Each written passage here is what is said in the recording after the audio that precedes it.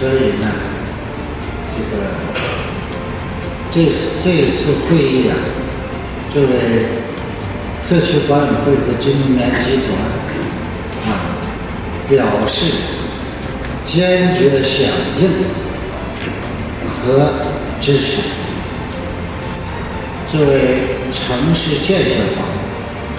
金融联集团所以呢，我们呢希望环特区一个和谐的、明朗的一个环境。那么现在大家都知道各方面的媒体说金三角特区如何所以在这个几年过程当中，我们紧密配合我国国家公安部打击清除